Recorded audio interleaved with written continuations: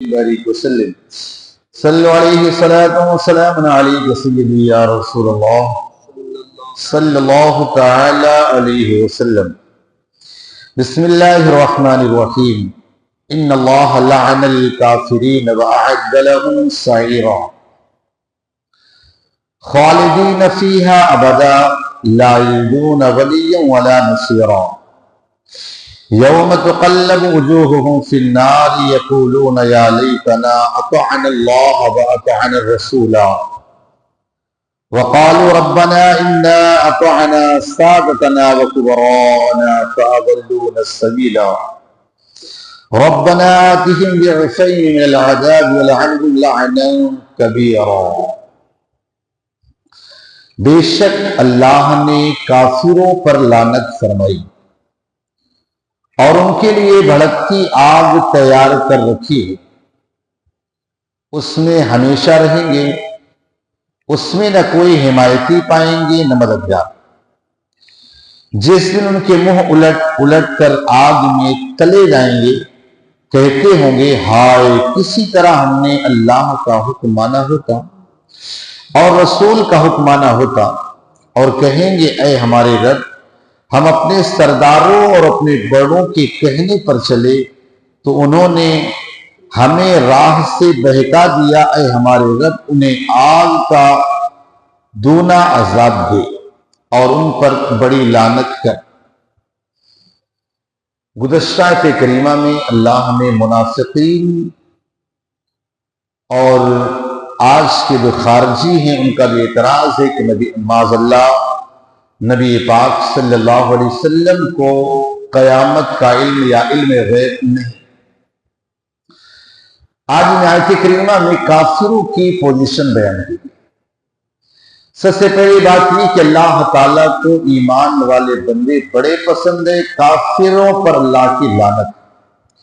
تو الحمدللہ ہم اس اعتبار سے بڑے خوش نصیب ہیں کہ اللہ تبارک و تعالیٰ کی رحمت ہمیں مل رہی. یاد رکھیں اللہ تبارک و تعالیٰ کی رحمت کے 100 حصے. اللہ تعالیٰ نے ایک رحمت کا حصہ دنیا میں کھولا، اسی رحمت کا نتیجہ ہے کہ دنیا میں بیٹا باپ بیٹے سے، بیٹا باپ سے، ماں بیٹے سے، بیٹا ماں سے، بھائی بھائی، یہ جو آپس میں پیار دکھ رہا ہے اسی ایک رحمت کا حصہ ہے. اور اللہ تعالیٰ ایمان والوں کے لیے 99 رحمت کے درجے قیامت کے دن کھولے گا. تو کافروں کے لیے پہلی بات یہ کہے گی کہ اللہ کی لعنت ہے اور مومنوں پر اللہ کی رحمت. دوسری بات یہ بتائی گئی کہ کافر ہمیشہ جہنم میں رہیں گے، مومن ہمیشہ جنت میں رہیں گے. کافر کافر ہمیشہ جہنم میں رہے گا اور مومن جو ہے ہمیشہ جنت میں رہے گا. یہ اور بات ہے کہ ایمان والا ابتداءً جہنم میں جائے گا، اس لیے کہ ایمان والا وہ سونے کی طرح ہے. جس طرح سوناری جو ہوتا ہے جوہری، وہ اگر سونے پہ آگ میل کچیل ہو تو اسے آگ میں جلاتا ہے، گندگی جل جاتی ہے، پھر اسے اپنے پاس رکھ لیتا ہے. اسی طور پر ہمارے جسموں پر جو گناہوں کا میل کچیل ہے جو چڑھا ہوا ہے، اس میل کچیل کو اللہ تعالیٰ صاف کرنے کے لیے پہلے جہنم میں ڈالے گا، گناہ جل جائیں گے، واپس اللہ ایمان والے کو جنت میں ڈال دے گا. پھر کہا ایمان والوں کے لیے تو وہاں مددگار ہوں گے. جیسے کہا گیا ایک حافظ اپنے کئی پشتوں کی، کئی گھر والوں کی شفاعت کرے گا، ایک عالم کرے گا، حاجی کرے گا، شہید کرے گا. یعنی کافروں کا کوئی وہاں مددگار نہیں ہوگا، لیکن الحمدللہ ایمان والے کا مددگار ہوگا. جس حدیث پاک میں میرے آقا علیہ السلام نے فرمایا 2 سچے دوست، مطلبی نہیں، آج سب مطلبی دوست ملتے اللہ ماشاء اللہ، سچے دوست. قیامت میں ایک ایسا ہوگا جس کے پاس 99 نیکیاں ہوں گی، 99 عمل کے دفتر ہوں گے، ایک نیکی کم ہے۔ اب وہ بندہ سارے رشتے دار، دوست، اپنے ماں باپ سب کے پاس جائے گا، ایک نیکی دے دو، ایک نیکی، کوئی نہ ماں دے گی نہ باپ دے گا، کوئی کہے ادھر اپنی واٹ لگی ہے تم کو کیا دیں، کوئی نہیں دے گا۔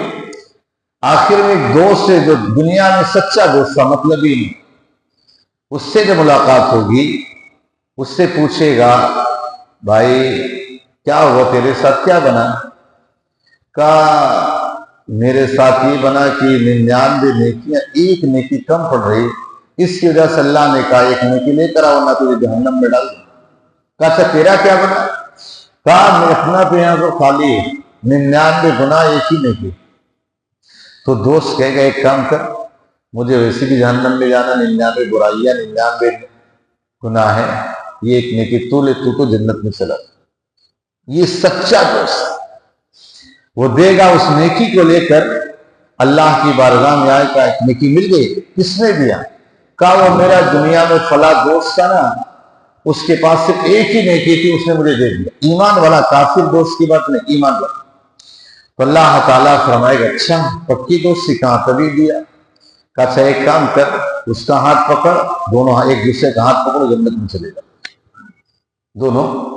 تو ایمان والے کے لیے تو وہاں مددگار ہوں گے، لیکن کافروں کا کوئی مددگار۔ پھر فرمایا کافروں کو جہنم میں پلٹ کے، جیسے مرغی فرائی ہوتی ہے نا، اسی طرح دنیا میں کافر چاہے جتنا ایسے شرط کر لے، دیکھیے اللہ تعالیٰ کی رحمت سے کافر بہت دور، اس طرح سے آخرت کا بارے میں کچھ سوچنا نہیں، اور الحمدللہ ایمان والے اس بارے میں ہم فکر کرتے سوچتے۔ تو جس طرح فرائی کی جاتی مرغیاں، اسی طرح کافروں کو فرائی ادھر جلایا، ادھر جلایا، ادھر جلایا، ادھر جلایا۔ آپ اپنے نصیبوں پہ ناز کیا کریں، ان کو تو یہیں بھون دیا جاتا ہے، ان کو تو یہیں بھون دیا جاتا ہے، یہیں سے جلا کے آلریڈی بھیجا جاتا ہے۔ ایسے تو ان کی مشینیں آ گئی نا، ادھر بٹن دبائے اندر 30 سیکنڈ نہیں، بار بالکل راکھ لے لو، سسٹم ایسا اتنا خطرناک آ گیا۔ نہیں آپ سوچیے ذرا کہ حال یہ جلا دیا جاتا، لیکن جو قیمتی چیز ہوتی ہے اسے جلایا نہیں، دفنایا جاتا۔ الحمدللہ ہم اپنے مومنوں کو، اپنے بھائیوں کو قیمتی سمجھتے سے جلاتے نہیں، دفناتے۔ ان لوگ کوڑا کرکٹ سمجھ میں آتا جلا ڈالتے، ان کی مرضی۔ بہرحال تو اللہ تعالیٰ نے ارشاد فرمایا انہیں پلٹ کے جلایا جائے، کبھی اس رخسار کیبل، کبھی اس رخسار، یعنی ان کے ایسا نہیں خالی چہرہ ہی نہیں، پورا جسم جلایا جائے، پورا جسم انہیں جلایا جائے گا، خوب تپایا، بس یہی سزا ہوتی۔ اور یہاں تک کہ قرآن کہتا وہ چلائیں گے اللہ اللہ، ہمیں تو پتا نہیں تھا، ہمارے بڑوں نے اس طرح بتایا۔